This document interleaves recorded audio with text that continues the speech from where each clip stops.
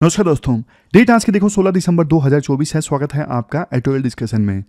आज 3 इश्यूज हम डिस्कस करेंगे डिटेल से। सबसे पहले वन कैंडिडेट मल्टीपल कॉन्स्टिट्यूएंसीज, दूसरा डिजिटल फ्रंटियर ऑफ इनइक्वालिटी, तीसरा सुप्रीम कोर्ट का एक अच्छा वर्डिक्ट आया है रिलीजियस प्लेसेस के सर्वेज से संबंधित, तो उसे भी हम डिस्कस करेंगे।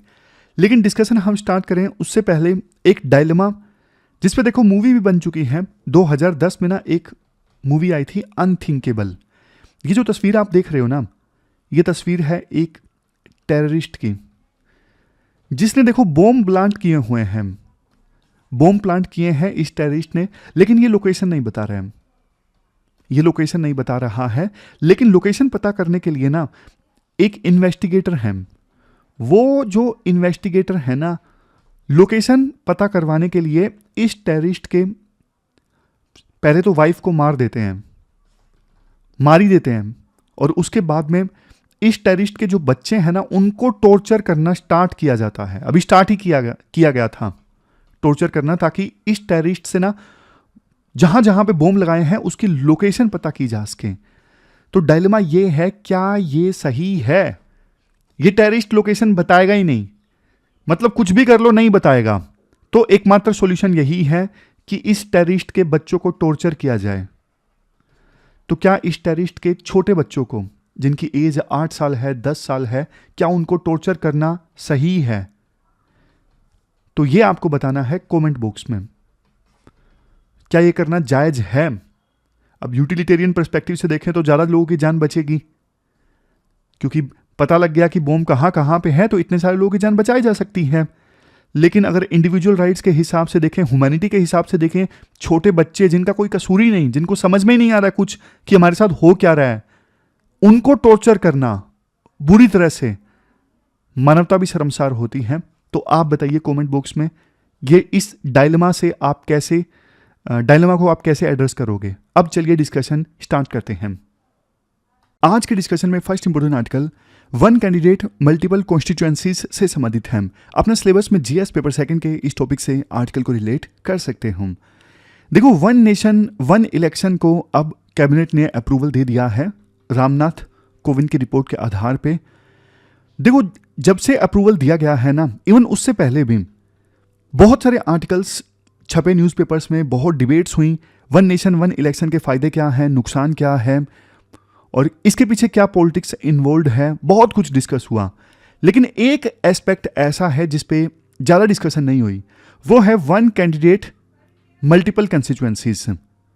कई बार आपने देखा होगा एक जो कैंडिडेट है ना, वो 2 कॉन्स्टिट्यूएंसीज से इलेक्शन लड़ते हैं। जैसे राहुल गांधी थे, राहुल गांधी ने वायनाड से भी इलेक्शन लड़ा और रायबरेली से भी इलेक्शन लड़ा। वो दोनों सीट्स पर इलेक्शन लड़े, जीत गए। बाद में वायनाड से उन्होंने इस्तीफा दिया। फिर प्रियंका गांधी वायनाड से इलेक्शन जीती, लड़ी और जीती। तो मतलब ये पूरा कंसेप्ट है वन कैंडिडेट मल्टीपल कॉन्स्टिट्यूएंसीज का। वैसे देखो, संविधान में बोला गया है हर 5 साल में इलेक्शंस कंडक्ट होंगे लेजिस्लेटिव असेंबली के और लोकसभा के। लेकिन देखो, संविधान में यह भी बोला गया है कि पार्लियामेंट के पास में पावर है, पार्लियामेंट कानून बना सकता है कैसे इलेक्शंस कंडक्ट होंगे देश में। तो इससे संबंधित ना पार्लियामेंट ने कानून बनाया हुआ है रिप्रेजेंटेशन ऑफ पीपल एक्ट 1951। और ये जो एक्ट है ना, रिप्रेजेंटेशन ऑफ पीपल एक्ट, यही डील करता है कि एक कैंडिडेट कितनी कॉन्स्टिट्यूएंसी से इलेक्शन लड़ सकता है। देखो, 1996 तक तो कोई लिमिट थी ही नहीं। एक कैंडिडेट इवन 3 या फिर उससे अधिक कॉन्स्टिट्यूएंसी से इलेक्शन लड़ा करता था, क्योंकि 1996 तक कोई लिमिट नहीं थी। उस समय देखो ऐसा हुआ करता था, कोई कैंडिडेट एक कंस्टिट्यूएंसी से जीतता और बाकी कंस्टिट्यूएंसी से रिजाइन कर देता। और ऐसा प्रोविजन था इसी एक्ट का सेक्शन 70 के अकॉर्डिंग कि मल्टीपल कॉन्स्टिट्यूएंसी से आप जीतते हो तो सिर्फ एक सीट आप रख सकते हो, बाकियों से आपको फिर रेजिग्नेशन देना पड़ेगा। ऐसा प्रोविजन था ये रिप्रेजेंटेशन ऑफ पीपल एक्ट 1951 के सेक्शन 70 में। फिर देखो, जिन सीट्स पर जीता हुआ कैंडिडेट रेजिग्नेशन देता ना, वहां पे फिर से बाई इलेक्शन होते 6 महीने के अंदर अंदर। जैसे राहुल गांधी ने लोकसभा इलेक्शंस में वायनाड से इस्तीफा दिया, 6 महीने के अंदर अंदर दोबारा इलेक्शंस कंडक्ट करवाने पड़े वायनाड में। इससे संबंधित यूपीएससी ने ना प्रीलिम का क्वेश्चन भी पूछ लिया था। ये क्वेश्चन आप अटेम्प्ट कीजिए। 2021 में शायद यूपीएससी ने ये पूछा था। इसका आंसर आप कमेंट बॉक्स में दीजिए। ध्यान से पढ़िए 3 स्टेटमेंट्स और कमेंट बॉक्स में आंसर दीजिए। तो देखो ये चलता रहा 1996 तक, कोई लिमिट था ही नहीं कि एक कैंडिडेट कितने कॉन्स्टिट्यूएंसी से इलेक्शन लड़ेगा। लेकिन 1996 में ना लिमिट लगा दी कि एक कैंडिडेट सिर्फ 2 कंस्टिट्यूएंसी से इलेक्शन लड़ सकता है, इससे ज्यादा नहीं। लेकिन देखो ये लिमिट लगाने के बावजूद भी कैंडिडेट्स ने ना 2 कंस्टिट्यूएंसी से इलेक्शन लड़ना तो जारी रखा। खास करके देखो नवंबर 2024 में ना स्टेट असेंबलीज में 44 बाई इलेक्शन हुए हैं। ऐसा क्यों हुआ? क्योंकि सीटिंग लेजिस्लेचर्स ने ना रेजिग्नेशन दे दिया था, तो उनके इस्तीफा देने के कारण नवंबर में 44 स्टेट असेंबली सीट्स पर बाई इलेक्शन हुए हैं। तो सोच के देखो कितने बड़े लेवल पर रेजिग्नेशन, सीटिंग लेजिस्लेचर के रेजिग्नेशन देने के बाद में बाई इलेक्शन कंडक्ट करवाने पड़ रहे हैं। अब इससे नुकसान क्या है? नुकसान देखो, इलेक्शन कंडक्ट करवाने में खर्चा आता है ना, और भाई ये टैक्स पेयर का मनी है, आपका मनी है, हमारा मनी है। और अगर लोकसभा के इलेक्शन करवाने हो बाई इलेक्शन तो सेंट्रल गवर्नमेंट का पैसा जाता है, और स्टेट असेंबली में इलेक्शन करवाने हो बाई इलेक्शन तो फिर ये स्टेट का पैसा जाता है। अब यहां पे ये भी बताया गया है कि कितना पैसा गया है। जैसे 2014 के जनरल इलेक्शन में ना बाई इलेक्शन पे पैसा खर्च हुआ था 3870 करोड़, 2014 का डेटा है।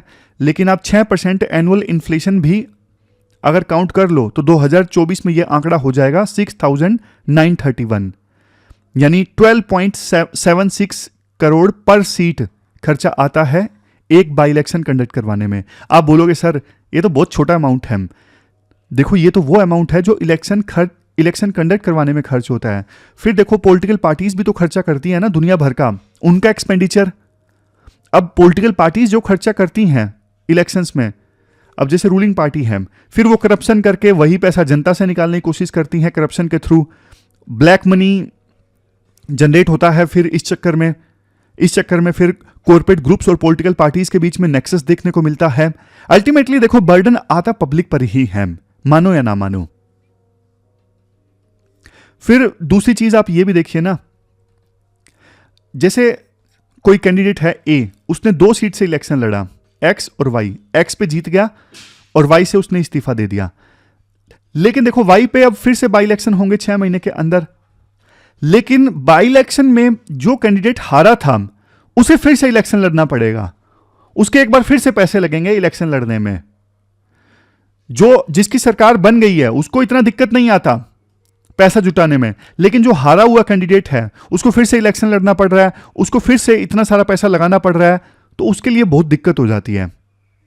और आमतौर पे देखो यही गया है, जो बाई इलेक्शन होते हैं ना वो सरकार के फेवर में जाते हैं। सरकार के फेवर में इसलिए जाते हैं क्योंकि जनता भी समझदार होती है, उन्हें लगता है कि यार अब ये भी सरकार बनी है तो सरकार को ही जिताएंगे तो हमारी कॉन्स्टिट्यूएंसी में काम होंगे, डेवलपमेंट के वर्क होंगे। अगर हमने अपोजिशन के एमएलए को जिता दिया तो सरकार हमारी कॉन्स्टिट्यूएंसी में कोई काम नहीं करवाएगी। तो सरकार के पास में बहुत बेनिफिट होते हैं और अक्सर यही होता है कि बाई इलेक्शन सरकार ही जीतती है। अगला आर्ग्यूमेंट देखो, 1 कैंडिडेट मल्टीपल कॉन्स्टिट्यूएंसीज के अगेंस्ट ये दिया जाता है। डेमोक्रेसी में देखो बोलने के लिए बोल दिया जाता है, of the people, by the people, for the people. लेकिन जब एक कैंडिडेट मल्टीपल कॉन्स्टिट्यूएंसी से इलेक्शन लड़ता है तो क्या आप बताइए इसमें जनता का फायदा होता है या लीडर का फायदा होता है? अब जाहिर तौर पे लीडर का फायदा होता है, जनता का क्या ही फायदा है इसमें कि एक जो लीडर है वो 2 कंस्टिट्यूएंसी से इलेक्शन लड़ रहा है। कई बार कोई लीडर होता है ना वो डर के मारे 2 कंस्टिट्यूएंसी से इलेक्शन लड़ता है कि कम से कम एक में तो जीत ही जाऊंगा। कई बार ऐसा भी होता है माहौल बनाने के लिए एक लीडर अलग अलग एरिया से 2 कंस्टिट्यूएंसी से इलेक्शन लड़ लेते हैं। जैसे प्रधानमंत्री मोदी हैं, 2014 के इलेक्शन में ना उन्होंने वडोदरा से भी इलेक्शन लड़ा था और वाराणसी से भी इलेक्शन लड़ा था। तो उन्होंने माहौल बनाने के लिए 2 कंस्टिट्यूएंसी से इलेक्शन लड़ लिया था कि गुजरात में भी माहौल बन जाएगा हमारा और उत्तर प्रदेश में भी बन जाएगा। तो बहुत बार ऐसा होता है कि कोई लीडर जो है माहौल बनाने के लिए भी मल्टीपल कंस्टिट्यूएंसी से इलेक्शन लड़ते हैं। लेकिन ये डेमोक्रेटिक प्रिंसिपल्स तो इससे कॉम्प्रोमाइज होते हैं ना, जनता के तो हित ऊपर रखे नहीं जाते, लीडर्स के हित ऊपर होते हैं। और यही बात है, देखो 5वां आर्ग्यूमेंट यही है कि sometimes to enhance the reach and message delivery. Simple भाषा में इसका मतलब माहौल बनाने के लिए ही है, ज्यादा वोटर्स तक पहुंचने के लिए ऐसा होता है। बट देखो इससे ना जनता के freedom of speech and expression का वायलेशन होता है। क्यों? क्योंकि देखो हमने ना एक कैंडिडेट को चुना है ताकि वो हमारी आवाज़ उठाए पार्लियामेंट में जाके या फिर स्टेट असेंबली में जाके, बट उस कैंडिडेट ने मान लीजिए इस्तीफा दे दिया, तो 6 महीने बाद बेसिक इलेक्शन होंगे, लेकिन 6 महीने तक तो हमारी आवाज़ किसी ने उठाई नहीं ना पार्लियामेंट में या फिर स्टेट असेंबली ने। हमारा तो नुकसान हो गया, हमने उस लीडर पर ट्रस्ट किया था बट उसने हमारा ट्रस्ट तोड़ दिया। अब हमारी आवाज़ उठाने वाला कोई नहीं है स्टेट असेंबली में या फिर पार्लियामेंट में। 6 महीने बाद फिर से इलेक्शन होंगे तब कोई आएगा, लेकिन मीनवाइल तो हमारी आवाज़ कोई नहीं उठा रहा है। समझे? तो ये वाला पॉइंट है। तो ये आर्टिकल 19 सेक्शन 1 क्लोज ए का वायलेशन है। वोटर में कंफ्यूजन पैदा होता है। और कई बार देखो ऐसा भी होता है, जैसे ना बाई इलेक्शन में फिर ना जनता जानबूझ के ना पार्टिसिपेट नहीं करती, उनका ट्रस्ट खत्म हो जाता है। अरे यार ये पॉलिटिक्स चलती रहती है, वैसे ही बार बार वोट डालते रहो, कुछ होता है नहीं। जैसे ना वायनाड में जब राहुल गांधी इलेक्शन लड़े थे ना, तब 72.92% लोगों ने वोट दिया था, बट अब जब प्रियंका गांधी फिर से बाई इलेक्शन लड़ी तो वोट दिया सिर्फ 64.24% लोगों ने, यानी इतने लोगों ने इस बार वोट दिया ही नहीं। तो क्या किया जा सकता है? उससे पहले देखो कुछ एडवांटेजेस भी देख लीजिए 1 कैंडिडेट मल्टीपल कॉन्स्टिट्यूएंसीज की। सेफ्टी नेट होता है कैंडिडेट्स के लिए, मतलब एक से तो जीत ही जाएंगे। अब ये डिसएडवांटेज भी है लेकिन इसे एडवांटेज भी कह लीजिए। नेक्स्ट, कई बार ना ये जरूरी भी होता है ट्रांजिशन के लिए। एक लीडर सेंट्रिक पार्टी होती है ना, जैसे ममता बनर्जी की पार्टी है, इनकी पार्टी जीत गई थी 2021 के वेस्ट बंगाल इलेक्शंस में, बट ये खुद हार गई थी नंदीग्राम से। तो बाद में इनके किसी एमएलए ने इस्तीफा दिया भवानीपुर से, ये भवानीपुर से इलेक्शन लड़ी और जीत गई। तो कई बार लीडर सेंट्रिक पार्टी में ट्रांजिशन के लिए जरूरी हो जाता है। पुष्कर सिंह धामी भी हार गए थे, चीफ मिनिस्टर थे उत्तराखंड के, खुद विधानसभा इलेक्शन हार गए, इनकी पार्टी जीत गई, तो बाद में इन्हीं को मुख्यमंत्री बना दिया गया। और देखो ये जो OCMC है, 1 कैंडिडेट मल्टीपल कंस्टिट्यूएंसीज, ये सिर्फ इंडिया में नहीं होता, पाकिस्तान बांग्लादेश में भी होता है। इमरान खान तो वहां पे 5 कंस्टिट्यूएंसी से एक साथ इलेक्शन लड़े थे। हालांकि 2018 में वहां पे पाकिस्तान में लिमिट लगा दी गई कि भैया 3 से ही लड़ो, 3 से ज्यादा नहीं। बांग्लादेश में भी 5 कंस्टिट्यूएंसीज में इलेक्शन लड़ा जा सकता था एक कैंडिडेट के द्वारा 2008 तक, बाद में 3 पर लिमिट लगा दी गई। यूके में देखो 1983 के बाद से लेके अभी तक बैन है, वहां पे कोई कैंडिडेट मल्टीपल कॉन्स्टिट्यूएंसी से नहीं लड़ सकता इलेक्शन। तो अब क्वेश्चन उठता है क्या किया जा सकता है, सजेशंस क्या क्या हैं। सबसे पहले तो देखो यही अल्टरनेटिव है, बैन लगा दो पूरी तरह से। रिप्रेजेंटेशन ऑफ पीपल एक्ट 1951 के सेक्शन 33 क्लोज 7 में बैन लगा दो कि एक कैंडिडेट एक ही कंस्टिट्यूएंसी से इलेक्शन लड़ सकता है, उससे ज्यादा नहीं। 2004 में इलेक्शन कमीशन ऑफ इंडिया ने यह रिकमेंडेशन दी थी कि इस प्रैक्टिस को बैन कर दो, और 255वीं लॉ कमीशन की रिपोर्ट जो 2015 में आई थी, इस रिपोर्ट में भी सेम रिकमेंडेशन दिया गया था। फिर दूसरा अल्टरनेटिव देखो ये है, बाई इलेक्शन का जो फुल कॉस्ट है उसी से वसूलें जिसने सीट को वैकेंट किया है, जिसने रेजिग्नेशन दिया है। लेकिन देखो अब अमीर कैंडिडेट्स हैं या फिर रूलिंग पार्टी के कैंडिडेट्स हैं, उनको फर्क नहीं पड़ेगा, वो पैसे दे देंगे। दिक्कत तो हारे हुए कैंडिडेट्स को आती है ना। ये suggestion election commission of India ने 2004 में दिया था कि जो इस्तीफा देता है ना, जिसके इस्तीफा देने से सीट खाली हुई है, उसी से कॉस्ट वसूली जाए फर्दर दोबारा से इलेक्शंस कंडक्ट करवाने की। लेकिन ये उतना कारगर नहीं है। फिर तीसरा अल्टरनेटिव ये है, बाई इलेक्शन ना 6 महीने के अंदर ना करवा के कम से कम 1 साल बाद करवाए जाएं। इससे होगा क्या, इससे देखो वोटर्स को भी टाइम मिलेगा इन्फॉर्म डिसीजन लेने का कि कौन सही है हमारे लिए, कौन गलत है। इवन जो हारा हुआ कैंडिडेट है वो भी फर्दर अपनी तैयारी और ज़्यादा अच्छे से कर सकेगा। लेकिन देखो इसमें से एक नुकसान ये है, मीनवाइल इतने समय तक फिर लोगों की आवाज़ कौन उठाएगा असेंबली में या पार्लियामेंट में, उनकी रिप्रेजेंटेशन तो नहीं रहेगी ना, ये नुकसान है इससे। बट राइटर को यही पॉइंट ज़्यादा अच्छा लग रहा है, तीसरे वाला ही, कि 1 साल बाद इलेक्शन करवाए जाएं, ना कि 6 महीने के अंदर। तो राइटर बोलते हैं ये ज़्यादा balanced and fair electoral process है और ये किया जा सकता है सेक्शन 151A को अमेंड करके। लास्ट में यही बोला जाता है कि देखो फायदे 1 कैंडिडेट मल्टीपल कंस्टिट्यूएंसीज के कम है, नुकसान ज़्यादा है। डेमोक्रेसी भी कॉम्प्रोमाइज़ होती है और हर तरफ से नुकसान है, फाइनेंशियली नुकसान है, रिप्रेजेंटेशन के हिसाब से देखें तो वो भी नुकसान है। तो इसलिए 1 कैंडिडेट 1 कंस्टिट्यूएंसी का रूल आना चाहिए तो ये पूरा आर्टिकल हमने डिस्कस किया। चलते हैं आगे। इसके बाद नेक्स्ट आर्टिकल देखो, डिजिटल फ्रंटियर ऑफ इनइक्वालिटी से संबंधित है। आप ना सिलेबस में जीएस पेपर सेकंड के इस टॉपिक से और इवन जीएस पेपर 1 में जो वुमेन रिलेटेड टॉपिक है ना, वहां से भी इस आर्टिकल को रिलेट किया जा सकता है। देखो एक बात तो सच है, हमारे देश में ना पिछले कुछ समय में जबरदस्त डिजिटल ट्रांसफॉर्मेशन हुआ है। जब हम बात करते हैं डिजिटल ट्रांसफॉर्मेशन की, इसका मतलब क्या होता है? इसका मतलब ये होता है कि टेक्नोलॉजी का इस्तेमाल हर फील्ड में बढ़ने लगा है। आप बैंकिंग ले लीजिए, एजुकेशन ले लीजिए, गवर्नेंस, कम्युनिकेशन, कुछ भी ले लीजिए। इंडिया के पास ना आज के समय में 1.18 बिलियन मोबाइल कनेक्शंस हैं। आज हमारे देश में 700 मिलियन इंटरनेट यूजर्स है। ये डेटा देखो आपकी चुटकियों पे होना चाहिए, फट से आंसर राइटिंग में इस्तेमाल करने के लिए। ये डेटा तो बहुत इंपॉर्टेंट होता है, कितने इंटरनेट यूजर हैं, कितने मोबाइल कनेक्शन हैं, और 600 मिलियन स्मार्टफोन्स हैं हमारे देश में, क्योंकि इस डेटा को ना कहीं भी चिपकाया जा सकता है। तो डिजिटल ट्रांसफॉर्मेशन हमारे देश में हो रहा है और डिजिटल एक्सेस ने ना इंपावरमेंट के नए नए रास्ते खोल दिए हैं। स्पेशली देखो रूरल एरिया के लोग हैं या फिर मार्जिनलाइज्ड कम्युनिटीज के लोग हैं। जैसे आपको एग्जांपल देता हूं, प्रधानमंत्री जन धन योजना की वजह से ना 2015 के बाद से लेके अभी तक 2015 के बाद से लेके अभी तक 4 गुना ज़्यादा अकाउंट्स खुले हैं, और जिसमें देखो 55.6% अकाउंट्स तो महिलाओं के नाम पे हैं। आज के समय में इसका इम्पैक्ट देखिए, डिजिटल प्लेटफॉर्म्स के थ्रू ना डायरेक्ट बेनिफिट ट्रांसफर है, यानी डीबीटी है, या फिर दूसरी कैशलेस ट्रांजैक्शंस हैं, वो सब पॉसिबल हुई हैं। आधार, जनधन और मोबाइल, जिसको हम जैम ट्रिनिटी का नाम लेते हैं, जनधन, आधार और मोबाइल, तीनों आपस में लिंक है ना। इन्होंने देखो आप बहुत हेल्प की है, खास करके रूरल एरियाज में। लेकिन देखो ये जो प्रोग्रेस है ना, इतनी सारी प्रोग्रेस हमने डिस्कस की पिछले 2 मिनट में, इससे ना नए नए रिस्क भी डेवलप हुए हैं।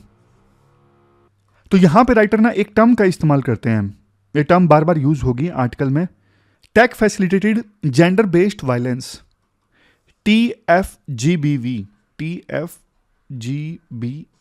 Take facilitated gender based violence.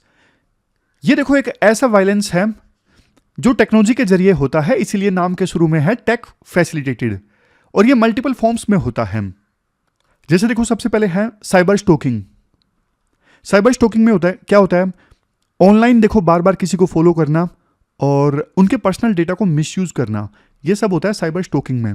फिर है ऑनलाइन ट्रोलिंग। ये देखो यहाँ पे ऑनलाइन ट्रोलिंग, इसमें क्या होता है?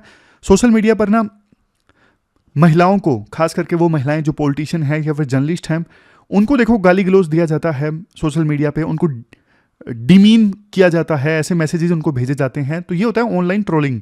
फिर होता है non consensual sharing of intimate images.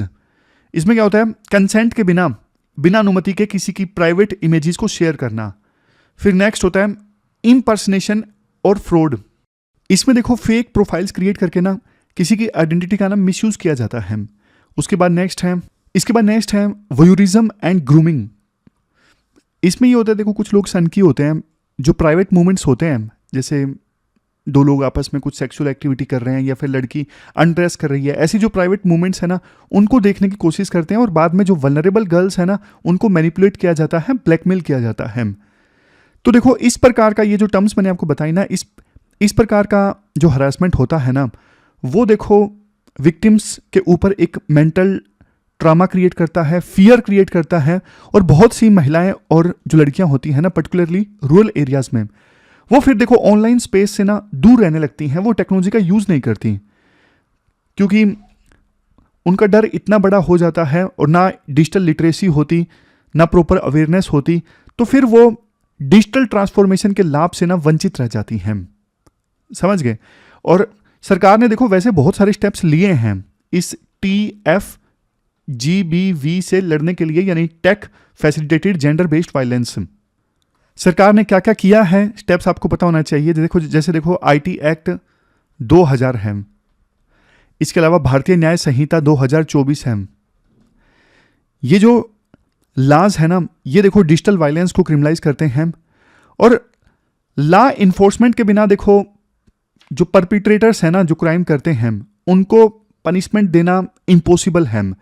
अगर कोई साइबर क्राइम होता है तो विक्टिम्स ना national cyber crime reporting portal पर अज्ञात रूप से रिपोर्टिंग कर सकते हैं। अपना नाम भी बताने की जरूरत नहीं है, national cyber crime reporting portal. इसके अलावा अवेयरनेस फैलाने के लिए सरकार ने स्टेप्स लिए हैं। गवर्नमेंट का एक इनिशिएटिव है information security education and awareness programme. ये जो प्रोग्राम है ना, लोगों को ऑनलाइन सेफ्टी के लिए एजुकेट करता है। एक और इनिशिएटिव है डिजिटल शक्ति इनिशिएटिव।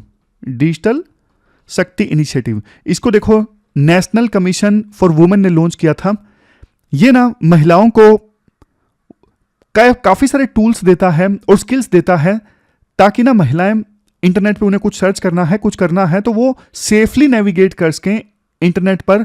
तो इसके लिए ये जो डिजिटल शक्ति इनिशिएटिव है ना, ये महिलाओं को काफी सारी स्किल्स और टूल्स देता है। फिर देखो इसके बाद में ये रहा डिजिटल शक्ति जो टूल मैंने आपको बताया।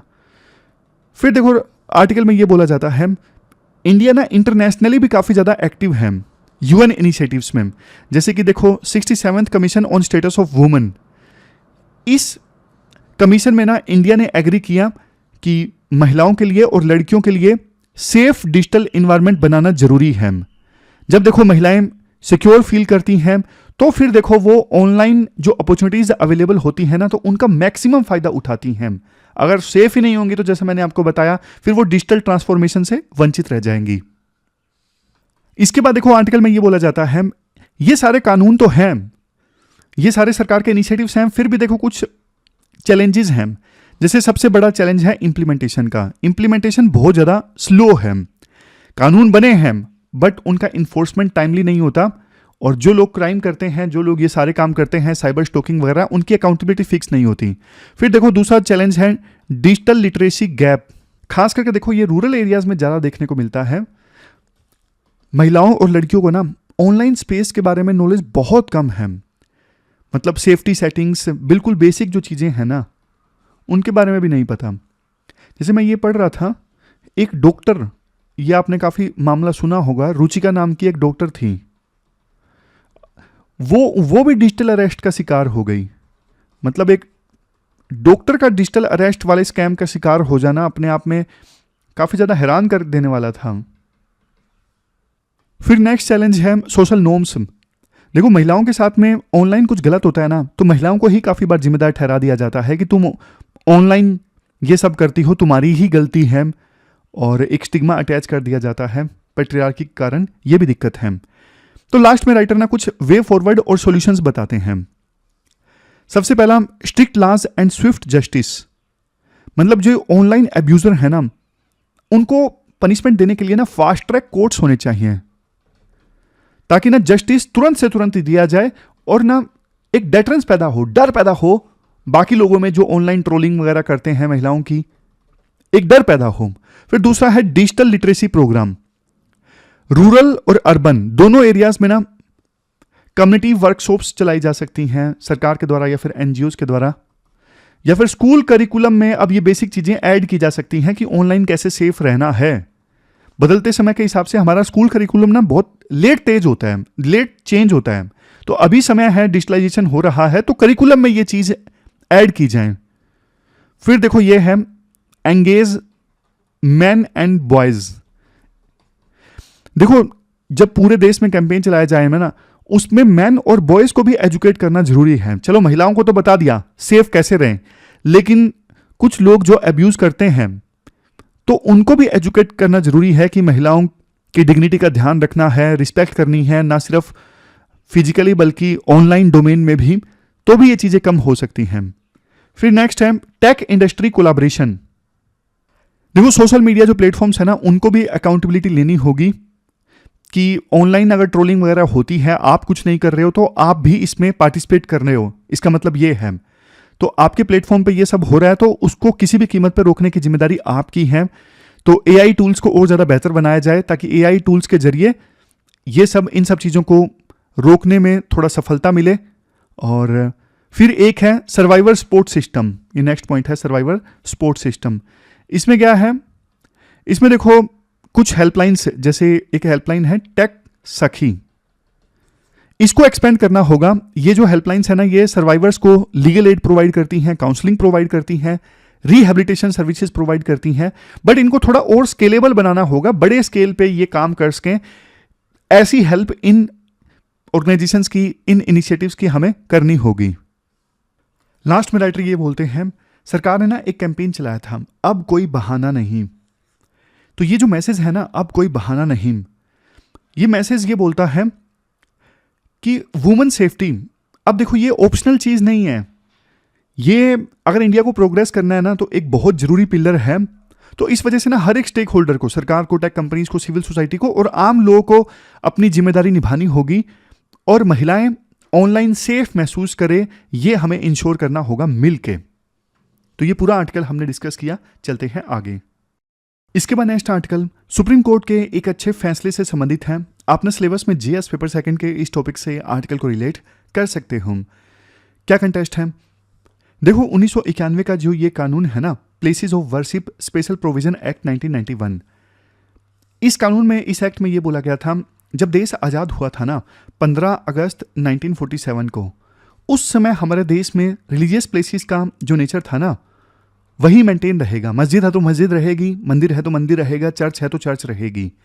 और एक एक्सेप्शन दिया गया था इसमें, राम जन्मभूमि अयोध्या वाला केस, जिस पे वर्डिक्ट भी आ चुका है 2019 में और राम मंदिर बन भी चुका है। बाकी देखो अयोध्या राम जन्मभूमि को छोड़ के बाकी सभी मंदिरों का, मस्जिदों का जो करेक्टर, जो नेचर 15 अगस्त 1947 को था वही मेंटेन रहेगा, ये इस एक्ट में बोला गया। बट देखो दिक्कत ये हो गई, कुछ समय पहले ना, ऑलमोस्ट 2 साल पहले, ज्ञानवापी केस में ना, उस समय जो चीफ जस्टिस ऑफ इंडिया थे ना चंद्रचूड़, उन्होंने ना वहां पे सर्वे अलाउ कर दिया था। तो उसके बाद तो ना एक पेंडोरा बॉक्स ओपन हो गया।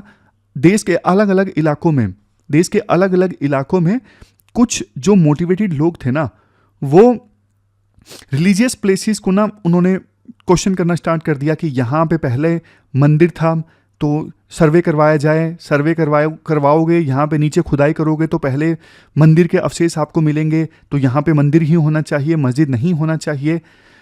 खास करके ना अभी संभल में, यूपी के संभल में ऐसा केस सामने आया, लोकल कोर्ट ने सर्वे का आदेश दे दिया था। वहाँ पे जो प्रोटेस्टर्स थे उन्होंने प्रोटेस्ट किया, 4 लोगों की जान चली गई। तो इस प्रकार से ना बार बार सर्वे हो रहा था रिलीजियस प्लेसेस पे लोकल कोर्ट्स के आदेश के बाद में। तो फिर ना देश में रिलीजियस माहौल ना खराब हो रहा था, विभिन्न कम्युनिटीज के बीच में, खास करके हिंदू मुस्लिम के बीच में जो डिवाइड था ना वो बढ़ रहा था, कम्युनल हार्मनी डिस्टर्ब हो रही थी। तो अब सुप्रीम कोर्ट ने एक अच्छा डिसीजन लिया है। सुप्रीम कोर्ट ने बोला है कि भाई जब तक हम फाइनल इस places of worship special provision act 1991 पे फैसला नहीं ले लेते कि इस एक्ट सही है या गलत है, तब तक देश में किसी रिलीजियस प्लेस का सर्वे नहीं होगा, कोई वर्डिक्ट लोकल कोर्ट के द्वारा नहीं दिया जाएगा, कोई फ्रेश लिटिगेशन नहीं एंटरटेन की जा सकती, तब तक जब तक हम फाइनली इस एक्ट पे डिसीजन नहीं ले लेते। तो सुप्रीम कोर्ट का ये जो आदेश है काफी अच्छा आदेश है। देखो इस प्रकार से अगर हम हर एक रिलीजियस प्लेस को खोदना स्टार्ट करेंगे तो फिर देखो खोदते ही जाएंगे, फिर कहां इसका अंत होगा।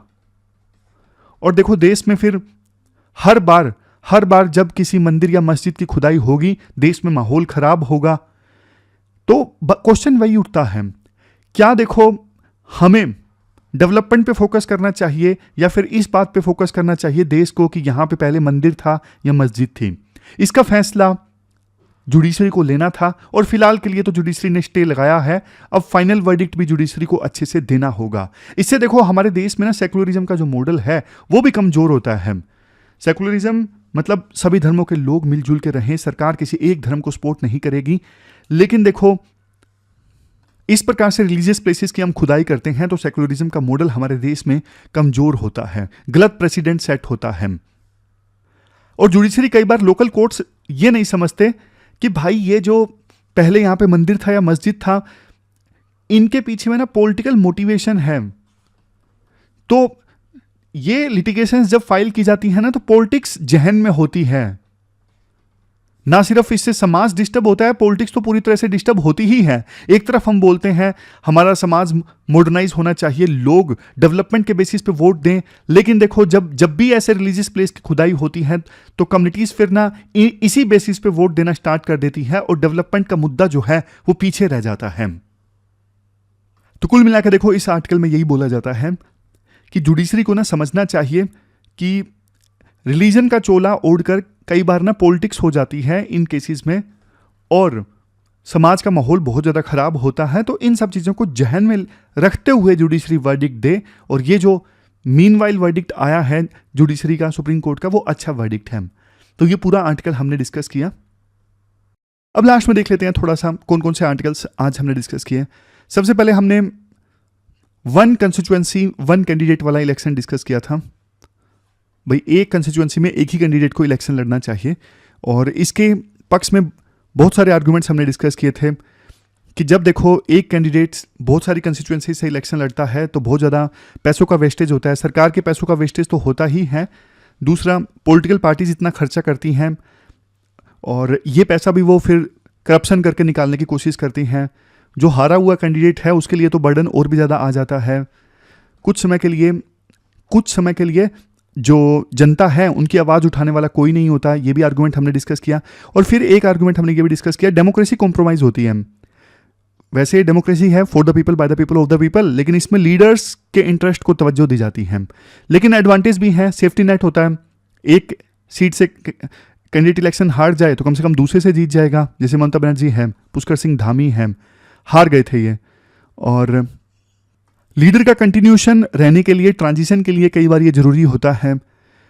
फिर बताया जाता है कि दूसरे देशों में भी यही हाल है, पाकिस्तान में, बांग्लादेश में, यूके में बैन हो गई थी ये चीज़ 1983 में। सजेशन ये दिए जाते हैं पूरी तरह से बैन कर दो कि एक कैंडिडेट एक ही सीट से इलेक्शन लड़ सके, या फिर फाइनेंशियल डेटरेंट रख दो। फाइनेंशियल डेटरेंट मतलब कॉस्ट जो है बाई इलेक्शन करवाने की वही कैंडिडेट दे जो फिर से जिसने रेजिग्नेशन दिया है।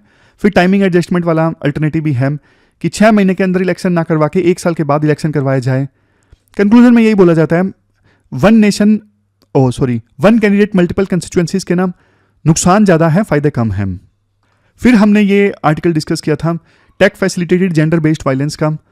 इसमें हमने ये सब पॉइंट्स डिस्कस किए थे कि डिजिटल ट्रांसफॉर्मेशन हो रहा है, digital Jan Dhan Aadhaar mobile linkages से बहुत फ़ायदा हुआ है। रूरल एरियाज़ में 4 गुना ज़्यादा जनधन के अकाउंट्स ओपन हुए हैं, लेकिन रिस्क भी इंक्रीज हो गया है।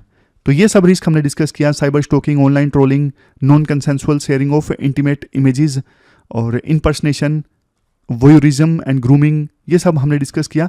सरकार ने क्या क्या किया है, IT एक्ट 2000, भारतीय न्याय संहिता 2024 आया है, नेशनल क्राइम रिपोर्टिंग पोर्टल है, अज्ञात रूप से क्राइम रिपोर्ट किया जा सकता है, अवेयरनेस के लिए information security education and awareness programme है, डिजिटल शक्ति टूल है जो नेशनल कमीशन फॉर वुमेन ने प्रोवाइड किया है। लेकिन चैलेंजेस हैं, चैलेंजेस देखो ये हैं, स्लो इन्फोर्समेंट है, सोशल मीडिया जो प्लेटफॉर्म से कई बार एक्शन नहीं लेते हैं। तो ये सजेशंस हैं लास्ट में, स्कूल करिकुलम में ऐड होना चाहिए, community workshops, national wide campaign होने चाहिए, मैन और बॉयज़ को भी एजुकेट किया जाए, टेक इंडस्ट्री का कोलैबोरेशन हो। ये सब पॉइंट्स हमने डिस्कस किए। फिर सुप्रीम कोर्ट का ये जो वर्डिक्ट था, अच्छा वर्डिक्ट, वो हमने डिस्कस किया कि सुप्रीम कोर्ट ने फिलहाल स्टे लगा दिया है, कोई नया सर्वे नहीं हो सकता, कोई नया केस नहीं फाइल किया जा सकता किसी मंदिर या मस्जिद में सर्वे करवाने के लिए। तो ये अच्छा वर्डिक्ट है, सेकुलरिज्म के हमारे देश में फ्रेमवर्क को प्रोटेक्ट करता है ये वर्डिक्ट जो आया है, फिलहाल स्टे जो लगा है। और ये भी हमने डिस्कस किया जो मेन पॉइंट, लोकल कोर्ट्स को ना ये समझना चाहिए कि इन लिटिगेशंस के पीछे ना एक पॉलिटिक्स इन्वॉल्व होती है और आप सर्वे करवा के ना उस पॉलिटिक्स को हवा देते हो, जबकि जुडिशरी को ना पॉलिटिक्स से दूर रहना चाहिए। तो ये सब चीज़ें हमने डिस्कस की। लास्ट में क्वेश्चन देख लेते हैं जो आपको अटेम्प्ट करना है। ये क्वेश्चन आपको अटेम्प्ट करना है one candidate multiple constituencies practice से संबंधित। 250 वर्ड्स में आपको इस क्वेश्चन का आंसर देना है। 15 मार्क्स का ये क्वेश्चन है। ध्यान से पढ़िए, क्वेश्चन का आंसर दीजिए। तो ये थी हमारी आज की डिस्कशन। कल मिलते हैं फिर से एक नई डिस्कशन के साथ। तब तक आप अपना ख्याल रखिए, अच्छे से पढ़िए। Thank you very much for discussion.